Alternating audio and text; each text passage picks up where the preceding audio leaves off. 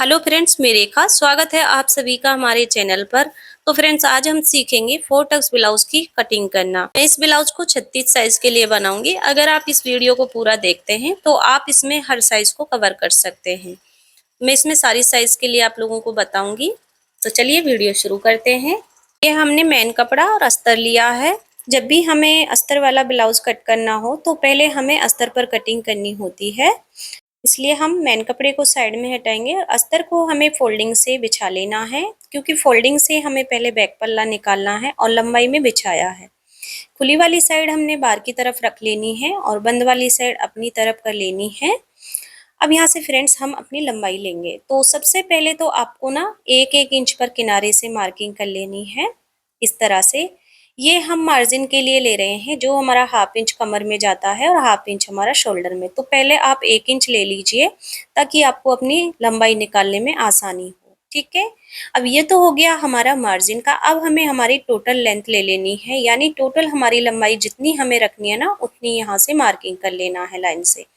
तो मैं यहाँ पर 14 रख रही हूँ। आपको अपनी देखनी है, कितनी रखनी है उतना ही लेना है। और जहाँ पर भी लंबाई निकली है वहां पर लाइन बना लेनी है। अब यहाँ से हमें शोल्डर लेना है। तो इस वीडियो में हम एक चीज और सीखेंगे, जैसे हम बैक को बॉट नेक पर बनाएं और फ्रंट को डीप पर बनाएं तो शोल्डर किस तरह से लेने। मैं बैक को बॉट नेक पर बना रही हूँ, तो इसलिए मैं 7 इंच ले रही हूँ। अगर आप डीप बना रहे हैं तो 5.5 इंच ही लीजिएगा। अगर बॉट नेक बना रहे हो तो 7 इंच ले लीजिएगा। अगर 32-34 साइज है तो उसमें 6.5 इंच लीजिएगा। ठीक है, बड़ी साइज में 7 इंच। अब मैं यहाँ पर 7 इंच ली हूँ क्योंकि मेरा ब्लाउज है जो 36 का है। अब आप यहाँ पर जितना शोल्डर लिए हो ना, जैसे कि हमने 7 लिया है तो हम 1/2 इंच कम करते हुए आर्म होल रखेंगे। तो मैंने यहाँ से 6.5 इंच पर आर्म होल रखी है। और अब हम यहाँ से ना अपनी सीने का निशान लगाएंगे। तो आपका जितना भी चेस्ट है फ्रेंड्स, देखिए आपको अपनी चेस्ट देखनी है, उसका आपको चौथा भाग ले लेना है यहाँ से। ठीक है। तो हमारी 36 है तो मैं 9 इंच ली हूँ। जब आप अपना चौथा भाग निकाल लें और ले लें, उसके बाद आपको 2 इंच मार्जिन का बढ़ाकर ले लेना है बाहर की तरफ।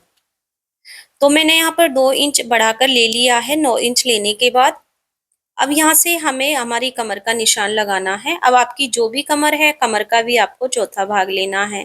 तो हमारी यहाँ पर 30 थी, इसलिए मैं 7.5 इंच ली हूँ। चौथा भाग लेने के बाद कमर में हमें 1 इंच ना अलग से और बढ़ाकर लेना होता है टक्स के लिए, और 2 इंच मार्जिन ले लेना है। फिर हमारा जो फिटिंग का निशान है उसको मिला लेंगे, और बाहर वाला निशान है यानी मार्जिन का है, उसको भी हम सीधा कर लेंगे दोनों को ज्वाइंट करते हुए इस तरह से। तो यहाँ पर सीना और कमर का हमारा कंप्लीट हो गया है निशान। इसके बाद देखिए हमें आर्मोल में गहराई करनी है। आप डीप नेक पर बनाओ या फिर बॉट नेक पर, 1.25 इंच से आपको गहराई करनी है बैक के लिए। ठीक है। तो मैं यहाँ से 1.25 इंच की दूरी रखी हूँ और फिर हम निशान लिए हैं। फिर हमें यहाँ पर देखिए इतनी गहराई देनी है, ज्यादा खड़ी गहराई नहीं करनी है ऊपर से। तो आर्मोल की गहराई को भी हमने अभी कर लिया है। इसके बाद हम देखिए बॉट नेक में ना 3.5 से 4 इंच तक की चौड़ाई रख सकते हैं। मेन हमारा 3.5 इंच रहता है, तो मैं ऊपर से चौड़ाई 3.5 इंच ली हूँ। लंबाई में 3.5 इंच ली हूँ। आप अपने अकॉर्डिंग ले सकते हैं लंबाई को 5 इंच तक। ठीक है। तो यहाँ पर देखिए मैं 3.5 इंच लेते हुए एक बॉक्स बना ली हूँ, और यहाँ पर बॉट नेक का हम इस तरह से शेप दे देंगे। अब नीचे हमारा जो कपड़ा बचा है ना, इसमें आप अपने अकॉर्डिंग शेप दे सकते हैं या सिंपल रख सकते हैं। बॉट नेक में हमें शोल्डर गिराने होते हैं बाहर की तरफ, और डीप नेक में हम गले की तरफ गिराते हैं 1/2 इंच। तो मैंने बाहर की तरफ गिरा दिया है। अब हमें नॉर्मली टक्स का निशान लगा लेना है। 4.5 इंच की आपको दूरी रखनी है, और लंबाई यहाँ पर हम 5 इंच रख रहे हैं। अब जो हमने 1 इंच बढ़ाया था ना कमर में, उसे यहाँ पर प्लस कर लेना है। सेंटर से जो हमने सेंटर निकाला है टक्स के लिए, उसके बाहर बार 1/2 इंच लेते हुए। ठीक है। ये 1 इंच का टक्स रेडी हो जाएगा। मार्किंग है जो कंप्लीट हो गई है। अब हमें बैक पल्ले पर कटिंग कर लेनी है।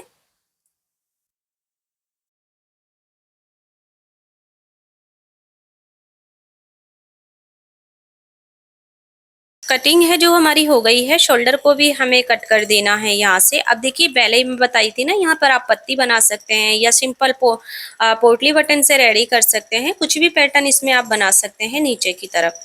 अब हमें फ्रंट पल्ला निकालना है। तो फ्रंट के लिए देखिए हमें ना फोल्डिंग वाली साइड अपनी तरफ कर लेनी है इस तरह से।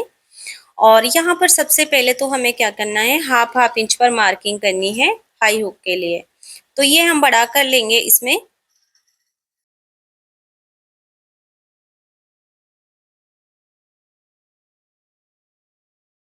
अब इन निशानों को जॉइंट कर लेना है और एक सीधी लाइन बना लेनी है 1/2 इंच दूरी से।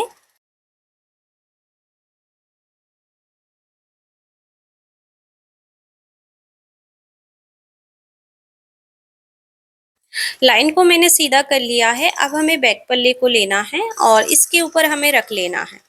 अभी देखिए फ्रेंड्स, अगर हमारा जो बैक है ना डीप नेक पर होता तो हमें क्या करना होता है, इसकी कॉपी करनी होती है, यानी आर्म होल और शोल्डर बराबर ही लेने होते हैं। लेकिन अभी आपको शोल्डर है ना जो इसके बिल्कुल भी बराबर नहीं लेने हैं, ठीक है। ना ही आर्म होल बराबर रखने हैं और ना ही शोल्डर, बस आपको लेंथ देख लेनी है कि यहाँ तक हमारा लंबाई है बैक का। अब हमें नीचे की तरफ भी देखना है। देखिए जहां तक भी हमारा बैक पल्ला आ रहा है वहां तक हम एक सीधी लाइन बना लेंगे बैक पल्ले के बराबर से, कि हमारा बैक पल्ला है जो यहाँ तक है, ठीक है।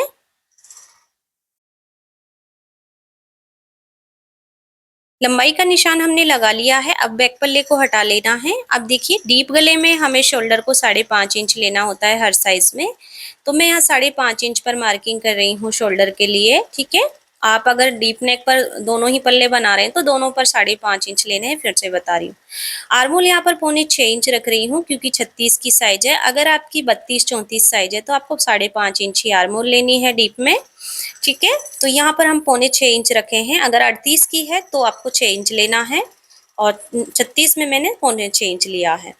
अब यहाँ पर देखिए हमारा चौथा हिस्सा ले लेंगे, जैसे हमने बैक पे लिया था 2 इंच मार्जिन बढ़ा लेंगे और यहाँ पर इस लाइन को हमें सीधा कर लेना है। और फिर हमें देखिए ये लाइन है ना जो सीधी कर लेनी है, जैसे सेम हमारे बैक पर थी।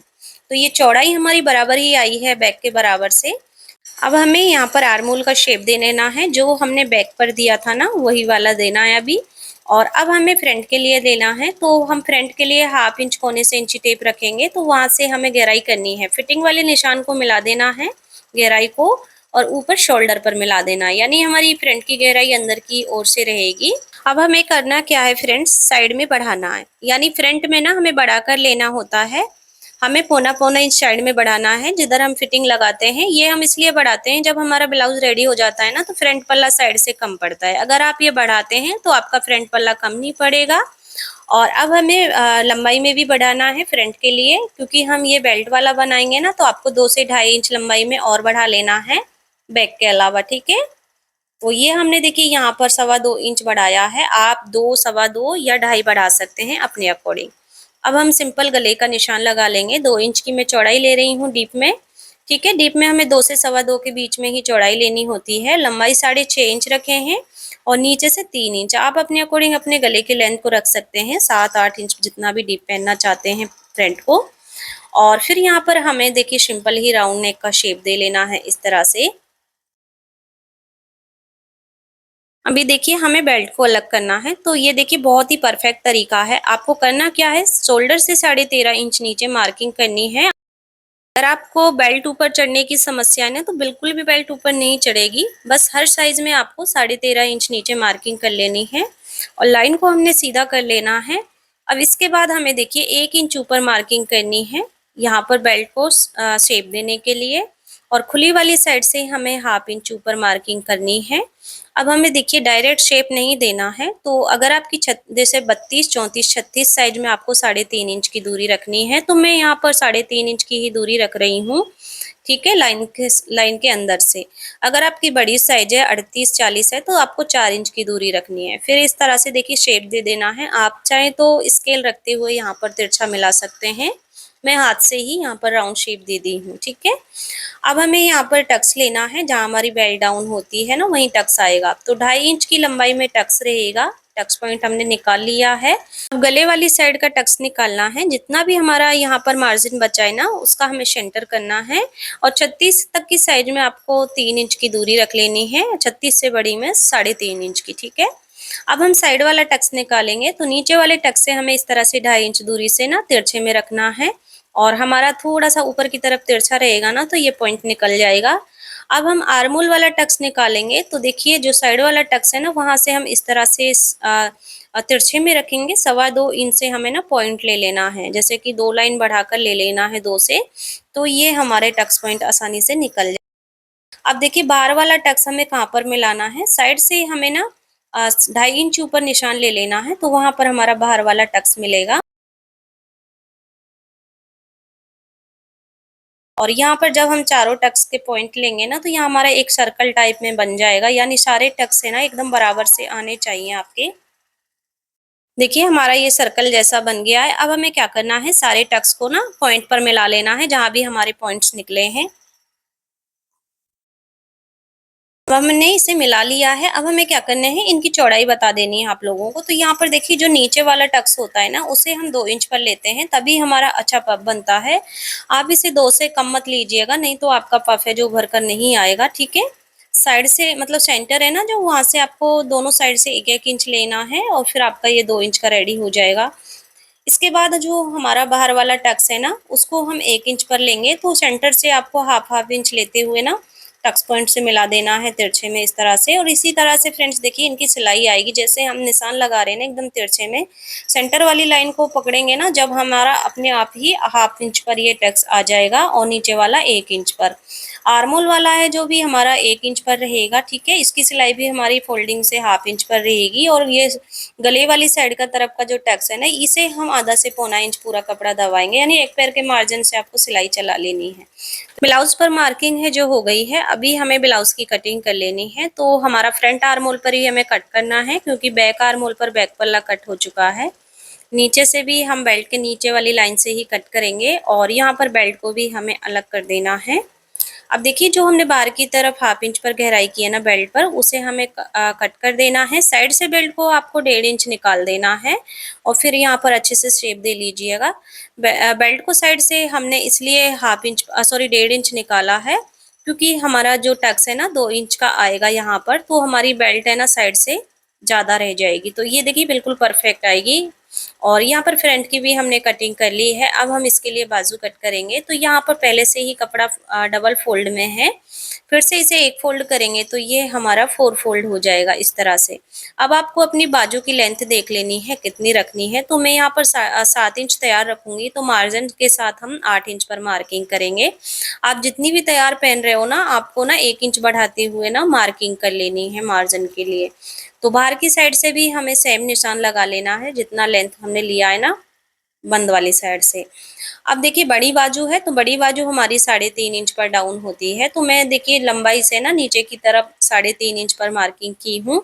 अगर आपकी 6 इंच से बड़ी बाजू है, तो आपकी यहाँ पर 3.5 इंच पर ही डाउन होगी बाजू।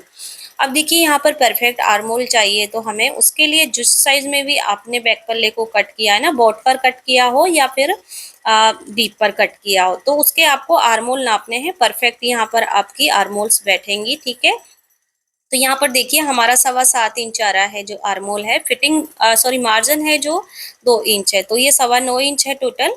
तो हम देखिए ऊपर वाले निशान से 7.25 इंच दूरी से निशान लेंगे, और 2 इंच हम बाहर की तरफ निशान लगाएंगे मार्जिन के लिए। 3 इंच छोड़ते हुए ना हमें इस तरह से नीचे की तरफ शेप दे देनी है, इस तरह से। ठीक है, यहाँ पर हमारी शेप आएगी। पहले हम मोरी ले लेते हैं। 5.5 इंच मैंने मोरी ली है, 11 इंच मोरी थी ना मेरी, और 2 इंच यहाँ पर हम मार्जिन ले रहे हैं। तो हमें अब क्या करना है, इन लाइन को मिला लेना है, जैसे फिटिंग वाली फिटिंग से, मार्जिन वाली मार्जिन से। अब देखिए 3 इंच को छोड़ते हुए हमें फिटिंग वाले निशान पर यहाँ पर मार्किंग करनी है, और हाफ इंच से हमें फ्रंट के लिए गहराई कर लेनी है इस तरह से। तो ये हमारी मार्किंग है, बाजू पर भी हो चुकी है। और अब हमें कटिंग कर लेनी है जो हमारे बाहर वाले निशान है। सेंटर पर आपको बाजू पर कट लगा लेना है, ताकि आपको सेंटर का पता रहे। अब यहाँ पर देखिए बीच से खोलते हुए एक साइड से दोनों पल्ले कट कर लीजिए। अगर आप गहराई पहले ही कर रहे हैं, तो मैं बाद में करूंगी, इसे मैं पफ स्लीव्स बनाऊंगी। ठीक है, तो यहाँ पर हमारी अस्तर पर पूरी कटिंग हो गई है। अब हमें क्या करना है, मेन कपड़े के साथ इसे रखते हुए कट कर लेना है। तो यहाँ पर ये बॉर्डर है, तो इसे हम बाजू पर लेंगे। तो पहले हमें बैक पल्ले को निकालना है। तो बैक पल्ले को निकालने के लिए हमें फोल्डिंग से ही मेन कपड़े को बिछाना है, क्योंकि हमारा बैक ओपन नहीं है ये। फ्रंट को आप किसी भी साइड में रख सकते हैं, खुली या बंद साइड से, क्योंकि वो हमारा खुला रहेगा। तो यहाँ पर हमने सारे पल्ले हैं जो अच्छे से सेट कर लिए हैं। अब हमें क्या करना है, यहाँ पर थोड़ा थोड़ा मार्जिन छोड़ते हुए मेन कपड़े के साथ इन्हें कट कर लेना है। तो आपको मार्जिन छोड़ते हुए ही कट करना है, फिक्स नहीं कट करना है मेन कपड़े के साथ। तो अभी हमने बेल्ट को भी ऊपर से हटा लिया है, क्योंकि बेल्ट के लिए वहाँ कपड़ा बचा हुआ था। और फ्रंट को भी हम सेम तरीके से ही कट कर लेंगे।